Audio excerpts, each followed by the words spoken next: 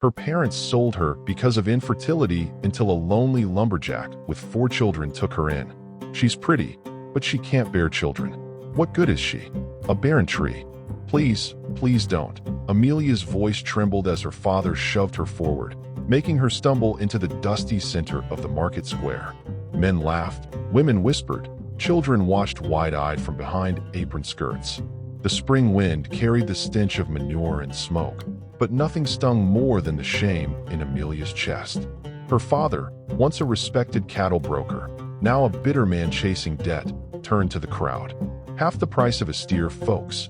She can cook, sew, and keep quiet. Anyone with enough coin can take her home tonight. Amelia's cheeks burned, not just from the sun, but from memory. Memories of her wedding dress being torn from her, of being dragged out of her husband's house like a thief. She had spent 2 years trying to conceive, praying nightly, swallowing every bitter herb the midwife gave her. Nothing. And then, just like that, her husband took another wife, a younger girl, loud and cunning, who kissed her mother-in-law's hand and declared she'd bear 5 sons if the Lord allowed. Amelia wasn't even allowed to stay until sunset. They threw her out the same day the new girl arrived. Now here she stood, dust on her hem, bruises on her pride, and nowhere to go. Anyone, her father barked. She's 22, still has her teeth, just faulty inside. There was a silence, long and ugly. Then the crowd parted. Boot steps, heavy, slow, purposeful. A man stepped forward, tall and broad-shouldered, his shirt stained with sap and sawdust. His hat shadowed most of his face, but his jaw was strong, his hands rough from work, and his eyes, when he looked up, were not cruel, just tired. Jedediah didn't speak. He reached into the folds of his coat and pulled out a leather pouch. The coins clinked as they hit the table. No bartering, no question, just enough to silence the jeers. Amelia's father raised an eyebrow. You sure she don't come with a refund? Jedediah looked at Amelia for one long moment, then turned back to her father. She won't be judged anymore. That was all he said. Then he turned and walked away, without glancing to see if she followed. Amelia stood frozen, hands trembling. Was this really better? Was this mercy? Or just another prison? The crowd was already losing interest, drifting away. Her father gave her a shove. Go on then, you're his now. She picked up her satchel, barely anything in it but a pair of old shoes and a locket with her mother's face inside, and followed the man into the dust. Jedediah had a mule-drawn cart tied outside the blacksmith's. He didn't help her up, just waited. When she finally climbed in, he handed her a canteen. Long ride. She drank. The water tasted of tin and silence. They traveled in near quiet, the prairie stretching on either side, fields of dry grass, fences leaning like old men, and sky that went on forever. Amelia glanced sideways at him more than once. His face was weathered but not old, maybe 30, maybe younger. There was no wedding ring on his hand, just a nick on the knuckle and a splinter stuck in his thumb. Why? She finally whispered. Why'd you take me? He didn't look at her. For kids, he said flatly. No mother. No time to find one the polite way. Amelia's breath caught. So I'm a governess? No, just someone not cruel. That's enough. The cart rocked as they crossed a creek bed. Her heart beat in her ears. That night they arrived at a cabin nestled in a grove of pine and cottonwood. The front porch sagged.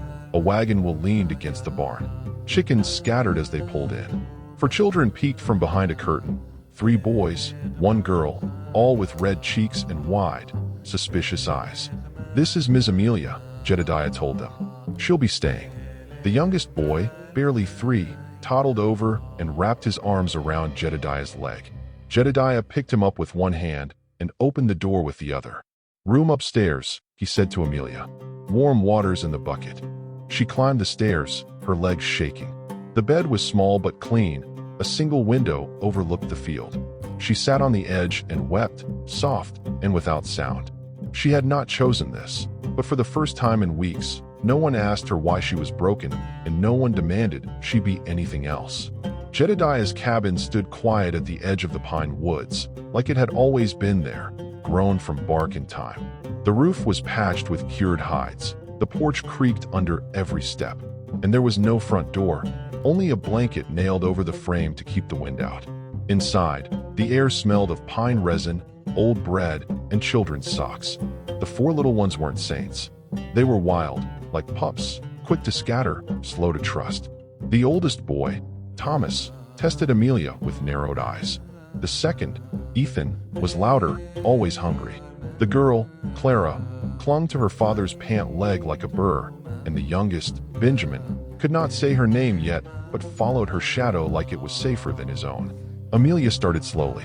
She boiled water on the wood stove, burned the first pot of beans, and cried when the bread didn't rise. She stitched socks with fingers that hadn't held a needle in weeks. She did not speak much. Her voice was too fragile still. One afternoon, while trying to lift a pot of stew, she slipped and sent the whole thing crashing to the floor. The sound startled the hens outside. The children froze. Amelia stared at the mess in horror, sure that a slap or scream would follow. But Jedediah only walked over, squatted down, picked up the pot, and said, "It's only stew." That was all. No anger, no disappointment. That night she sat outside on the porch, trying not to cry again. She failed. Later, she tucked the children in. Her hands shook a little as she pulled the quilt over Benjamin's chest. He coughed. Clara whimpered and clung to her again. She tried humming an old lullaby, her voice unsure, trembling like the wick of a dying candle. And then a storm came. The wind howled, trees leaned, and the girl Clara burned up with fever. Jedediah, who could swing an axe with one hand, stared helplessly at the child, unsure what to do. Amelia moved fast. She boiled willow bark, crushed mint leaves, bathed the girl's forehead in cool cloths, murmuring gently through the night. Her hands never stopped moving, not once. She did not sleep. When dawn broke, the girl's fever had broken too. Clara opened her eyes and mumbled something about pancakes. Jedediah stood in the doorway, arms folded, saying nothing, but his jaw slackened, his shoulders dropped. He looked at Amelia like she had done something holy. Amelia, bleary-eyed and too tired to smile, only nodded. That morning, after she got the children dressed, she came downstairs and saw a kettle on the stove. Steam curled from the spout. A mug waited beside it, and on the table lay a small note in stiff, uneven handwriting. "Thank you." She smiled again. No name, no signature. But Amelia felt her throat tighten. She sat on the worn bench, holding the mug in both hands. The tea was strong and bitter with pine, but it warmed her chest. She looked toward the woods beyond the window. Something was changing, not fast, not loud, but real. She had been tossed away like broken furniture, sold like livestock, measured by a womb that refused to bloom. But here, in this lopsided cabin with no front door, someone saw her hands, her effort, her care, not her failure. That afternoon, Benjamin toddled up, lifted his arms, and said one word, clear as sunrise, "Amelia." And for the first time in weeks, she smiled back, not because she had to, but because she wanted to. Spring crept slowly into the pines, softening the frostbite that had gripped the land. Amelia no longer cried at night. Her fingers grew steady again, her voice firmer. She started teaching the children letters, using charcoal on worn planks, helped them learn their names and hum simple songs. She showed Clara how to tie a ribbon in her hair and stitched matching scarves from old feed sacks for each of them. They called her Miss Amy. She never corrected them. But even as the days warmed, fear remained under her ribs like a bruise not yet healed. One afternoon, Jedediah asked if she could ride with him into town to pick up salt and tin nails. He said nothing more, just tossed her the reins like she belonged. At the general store, Amelia stepped out while Jedediah waited in line for supplies. The air was thick with gossip as usual. And then a voice, sharp and cruel, cut through the clatter. "Well, if it ain't the barren ghost herself." Amelia turned slowly. Her mother-in-law stood in front of the dry goods stand, fanning herself with a folded newspaper. Next to her was the new wife, young, smug, wearing lace gloves and touching her belly in a gesture too practiced. "That's her?" the girl asked, loud enough for half the market to hear. "Yes," the older woman sneered, pretty but cursed. "Could not give us even a squalling pup." "I will," the girl said, chin high. "A big, healthy boy, and he will carry the family name. Not like her, useless as a cracked jar."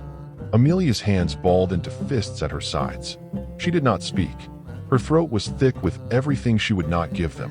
The tears, the pain, the shame. She turned to walk away. Then a hand touched her shoulder. Jedediah. He had stepped out from the shade of the store, dirt still clinging to his boots, eyes like storm clouds. He looked at the two women without blinking, then turned to Amelia, his voice even and low. "She is the only one who can get my daughter to sleep," he said. "The only one who taught Benjamin not to throw stones. The only one who makes our house feel like it has a roof." Neither woman responded. They just stared. Then Jedediah led Amelia away, no more words wasted. Amelia sat quiet the whole wagon ride back. That night, when the children were asleep, she made a little wreath from the wild asters that bloomed near the well. She did not know why.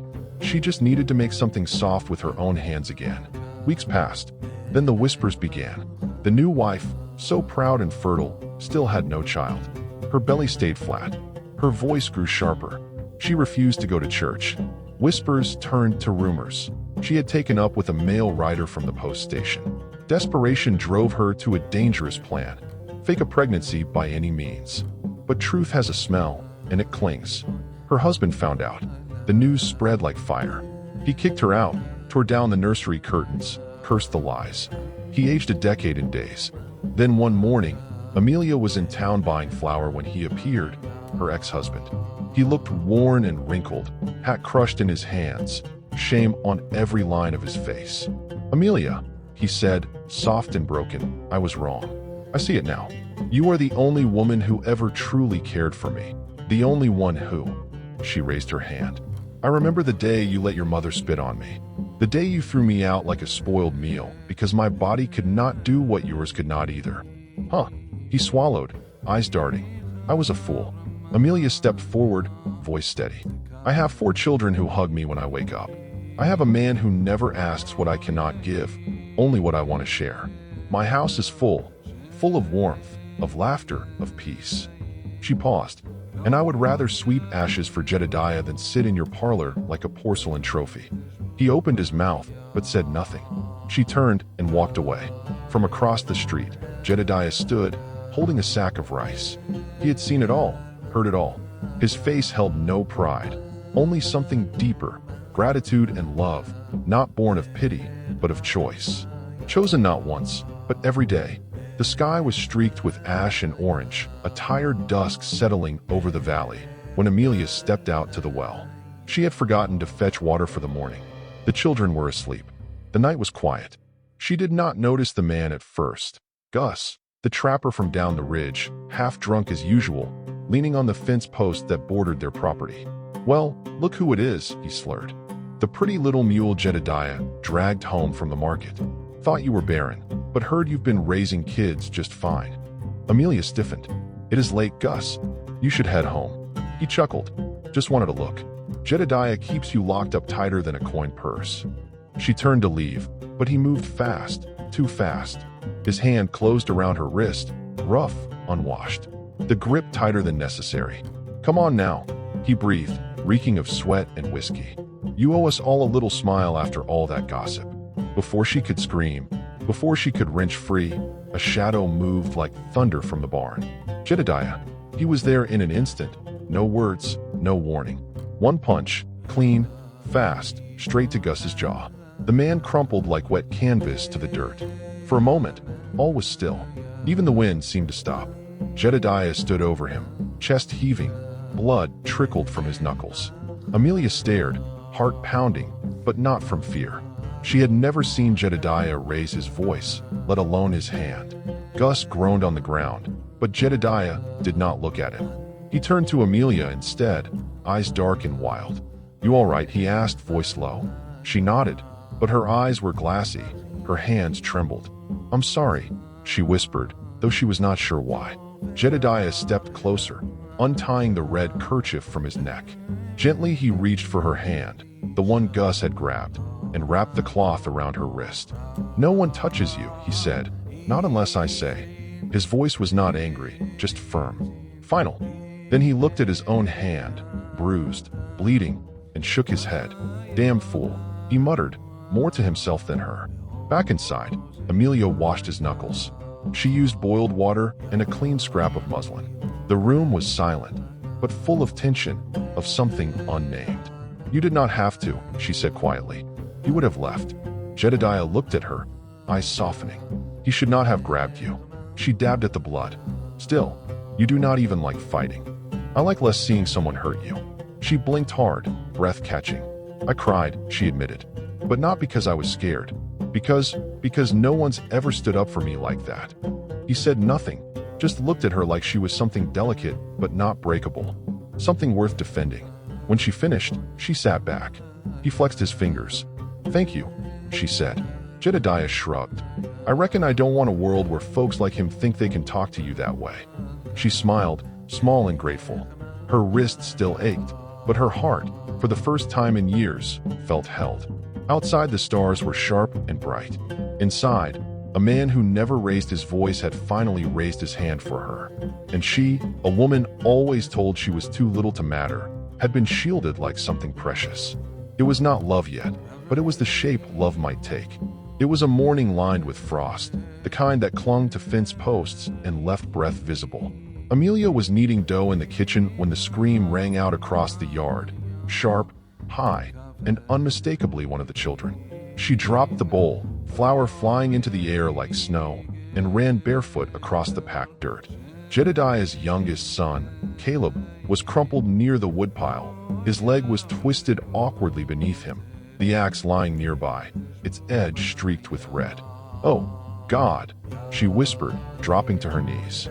Jedediah was already there, his face tight, arms steady as he lifted the boy gently. Go boil water, he said, voice calm but urgent. Bring the bandages from the pantry. She ran, her heart hammering, her hands clumsy with haste. When she returned, Jedediah had laid the boy on the kitchen table, his pants cut open at the thigh. Blood welled from a long, ragged gash. Amelia's hands shook as she pressed the cloth to the wound. Caleb cried out, his face pale. I know, baby, she whispered, voice cracking. I know it hurts. Just hold on. Her tears dripped onto the boy's leg as she worked. Her fingers smeared red as she cleaned, wrapped, tied. She prayed with every knot, every whisper. Then a tiny voice through clenched teeth. Don't cry, Mama. She froze. The word lingered in the warm, damp air. Mama. Caleb blinked at her, lips trembling. You make the best biscuits. You sing soft like my real mama used to. Amelia cupped his cheek with a trembling hand, the tears falling freely now. Later, when the boy was resting, his leg elevated, the other children gathered near the fire. One brought her a blanket. Another offered her a carved toy horse. Papa said you're staying, said the middle child, a freckled girl with a serious brow. Does that mean you're our mama now? Amelia could not speak. She only nodded, and they did not need more. From that night on, they called her Mama without prompting. It was not loud, not ceremonious, just real, a name formed by love, not birth. Jedediah watched it all in silence. He saw the way she held their hands when they were afraid of the dark, the way she braided hair with care, the way her eyes softened when one of them whispered her name.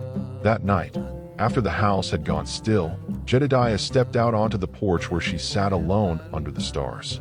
He stood there a long time before speaking. I ain't ever been a good talker, you know that. She looked up. You say enough. He nodded. When I put money down at that market, I thought I was giving you a way out, but I never thought I had a right to keep you. Amelia turned, heart thudding.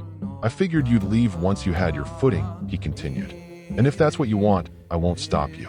I won't hold you to what started as a sale. She stared at him, every muscle in her body trembling, not from fear, but from something deeper, older, more tender. I used to think love meant being chosen at first sight, she said softly. But I've learned something better, being chosen again after people see who you really are. Jedediah's jaw tightened. If you're not sending me away, she added, then I'm not going. The porch creaked beneath her as she stepped toward him, took his calloused hand. I may not have made these children, she said, but they made me something I thought I'd never be. And you let me be that without demanding anything in return. He looked at her then, not with desire, not with guilt, but with awe, like she was the one who had rescued him. I just wanted you safe, he said. And now I want more than safe, she replied. He pulled her gently into his arms, not as a man claiming a prize, but as a man who had been given a second chance and was wise enough to hold it gently. Inside, the fire crackled low. Outside, frost crept across the ground. But in between them, warmth grew, a quiet promise built not on blood but on belonging. The morning sun filtered through the pine trees, golden and soft, as Amelia walked hand in hand with the oldest of Jedediah's children down the dirt path that led to the one-room schoolhouse. His hand was small but firm, and hers warm with trust. He was 10, bright-eyed, with a defiant smirk that often made her want to both scold and kiss his forehead. Today, though, he was quiet, maybe nervous. He clutched his reader book like it was a life raft. When they reached the little building, the teacher, a tall, lean man with spectacles too large for his nose, welcomed them inside. "We're just catching up on paperwork," he said politely, flipping through some forms. "I just need to finalize the birth registry." "Mom," Amelia nodded, smoothing the boy's collar. "What's your full name, son?" the teacher asked. The boy straightened. "Thomas Jedediah." "And your mother's name?" There was a pause. The teacher's pen hovered. Amelia's breath caught. Thomas looked up at her, then back at the teacher, his voice clear and sure. "Amelia Jedediah." She blinked. Her heart felt like it had been caught mid-beat. "Is that your mother's married name?" the teacher asked, slightly confused. Thomas nodded with a seriousness too old for his age. "That's what we call her." The teacher, perhaps used to complexities in frontier families, simply wrote it down and smiled. "Very well, Amelia Jedediah it is." Amelia felt the sting behind her eyes long after they stepped back outside. She had worn many names in her life. Amelia Barnes, daughter of a man who sold her. Amelia Jennings, wife to a man who rejected her womb before her heart. Amelia Nothing, whispered behind her back in the market. But this name had not been given by law or man. It had been spoken by a child with no reason to lie, no need to flatter, just truth. When they returned to the cabin, the smell of smoke and pine welcomed them. Jedediah was at the table carving something small, a bird maybe. He looked up at her with a soft grunt. "The boy do all right." "He did more than all right," she whispered. Later that evening, as she folded laundry by the fireplace, Jedediah came over and set something beside her. It was a leather-bound notebook, its pages clean and untouched. He sat down beside her, hands resting on his knees. "I don't got much to offer that ain't covered in sap or dirt," he said slowly. "But I figure if anyone earned a fresh page, it's you." She opened the book, ran her fingers over the first page, blank, ready. "I used to dream of starting over," she said. "But I never thought I'd get to write the story myself." Jedediah nodded. "You write what you want. Or nothing. It's yours." She looked at him. "Will you read it?" "Only if you let me." She turned back to the page, held the pen like it was a promise, and slowly, with deliberate strokes, she wrote, "Today is the first day I was loved without having to give birth to anyone." She did not look up as she wrote it. She did not need to, because the warmth at her side, the quiet trust in the cabin, the way Thomas had said her name, all of it was real. When she finished, Jedediah gently took the pen from her fingers and set it down. He leaned forward, pressing his forehead softly against hers. "Thank you," he murmured. "For what?" "For staying long enough for us to love you right." And in that quiet, fire-warmed room, the woman once sold for less than a cow was reborn, not through law or marriage, but through something deeper, something true. The heat settled over the land like a curse. Rain had not touched the soil in over 7 weeks. The once green edges of Cross Hollow were now brittle and cracked, as if the ground itself had forgotten how to breathe. Trees leaned in silence.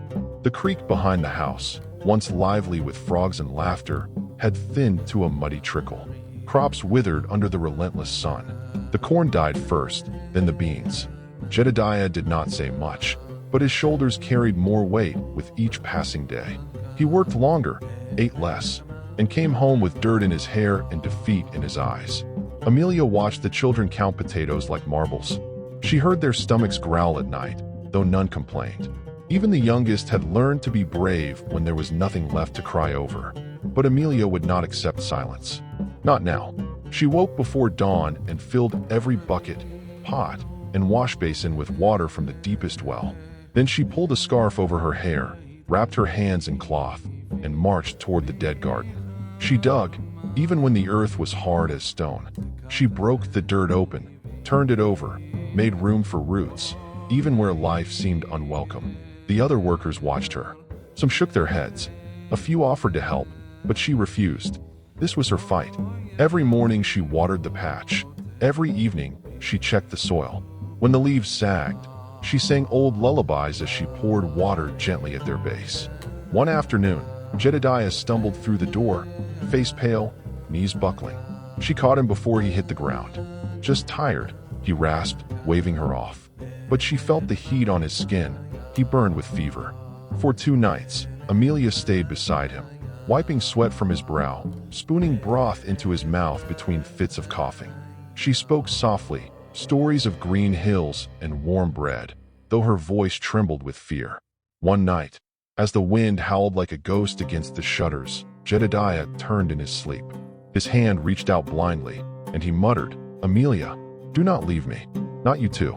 Her breath caught. She leaned down, lips brushing his temple. "I am not going anywhere," she whispered. "Not when I am needed. And here I am needed." The fever broke by dawn. When he opened his eyes, she was there, hair undone, dirt smudged on her cheek, hands rough from the hoe, but warm as ever. "You look like hell," he croaked. She laughed. "You should see yourself." Outside, the garden was not dead. Not yet. Tiny green shoots had started pushing through, reaching for life. A week later, one of the boys ran in shouting, "Amy, there's a tomato." Amelia ran out. There it was, red and stubborn, clinging to a vine as if defying the sun itself. Jedediah followed slowly. He stood beside her, staring at that single fruit. "How?" he asked, voice raw. She looked at him. "You taught me not everything worth keeping comes easy." He glanced down at her blistered hands. Then, without a word, he bent and kissed each knuckle, soft as rain. That night they shared that tomato between 6 people. It was cut into slivers thinner than coin, but everyone swore it was the best thing they had ever tasted. Later, as the fire crackled low and the children slept in tangled piles on the floor, Jedediah reached for her hand. "I don't have much left to give," he said. "The land is failing, my strength fades. All I have is this place, these kids, and you." She turned to him, her smile gentle. "Then that is more than enough. Because before you, I had a name no one wanted to say. Now I have a garden that remembers my hands, children who call me home, and a man who asked me to stay, even in drought." Jedediah kissed her knuckles again. "You never needed rain to grow something beautiful." And outside, under a sky still waiting to forgive, the garden breathed alive, still trying, just like her. Years passed, but the wind on the hill never changed. It still carried the scent of dry earth, of pine needles baking in the sun, and the faint, stubborn sweetness of mustard greens growing against all odds. Amelia's garden, once a handful of seeds on cracked soil, now stretched wide behind the house. It was not grand or orderly. It bent with the wind, grew in crooked lines, spilled over the rocks and into the path. But it was alive. It was hers. And every morning, Jedediah stood on the porch, hands behind his back, watching her tend it. He never spoke while she worked. He just stood there, quiet as always, as if watching proof that miracles did not need loud voices to bloom. Then one spring, the men came, government men in clean boots and dustless hats, holding maps and promises. "There will be a railroad," one said, "right through this hill. We will pay good money." Amelia stood silent beside Jedediah, fingers curled under her apron. "Think of what you could give your children," the man added. "A real home, not just land and stories." Jedediah looked past them, past the papers and suits and easy smiles, to the garden beyond. The plants swayed gently in the breeze. He saw the fence he had built with his own hands, the swing Amelia had hung from the oak tree, the stones marking where the dog had been buried, the carved bench where they had sat that first hard winter. Everything that had ever truly belonged to him stood right there. "No," he said simply. They tried again, but he raised a hand. "I am not moving. This land is not for sale." Later that evening, he and Amelia hammered a wooden sign at the edge of the road. It read, "Not for sale. Someone was once allowed to stay here. That is enough." The news spread through the town. Some mocked him, others nodded quietly, understanding more than they said. Years went by. Their children married, brought home grandchildren. The house filled with noise and bread baking and the clatter of small feet. Life carved itself into the hill like roots, deep, steady, unseen from afar, but unshakable. And the garden never died. Even in drought, it came back, Not just mustard greens anymore, but beans, corn, onions, sunflowers tall enough to hide behind. One crisp fall afternoon, a grandson asked Jedediah, "Grandpa, why do you never call it just Amelia's garden?" Jedediah walked the boy to the gate and pointed to the archway above it. There, carved carefully into the wood, were the words, "She did not bear my blood, but she gave birth to the rest of my life." The boy blinked. "You mean she gave you a new start?" Jedediah smiled. "She gave me everything. When Amelia passed, they buried her at the foot of the garden, under the same tree where she had once hung wind chimes.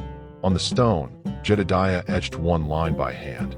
Here grew everything she was never given, and all that she gave anyway. He sat beside that grave every morning until one day he did not come out. They buried him beside her, beneath the whispering tree. The garden never stopped growing, and long after the railroad curved around the hill, long after the suits forgot why they came, travelers would still pass the old fence and read the sign, "Not for sale." Because sometimes a place remembers those who refuse to leave. Sometimes dry hills bloom for the ones who chose love when no one else did. If this story touched something quiet and true inside your heart, the way Amelia's garden bloomed where no one believed it could, then you are in the right place. At Wild West Love Stories, we bring you more than just romance. We bring you grit, sacrifice, and the kind of love that rises from dust and stays through drought. Stories like Amelia and Jedediah's remind us that even the most forgotten hills can hold the deepest roots. If you want more tales of devotion, defiance, and hard-earned hope, make sure to like, subscribe, and ring that bell so you never miss a single ride into the untamed heart of the American frontier. Because out here, love is never easy, but it is always worth it.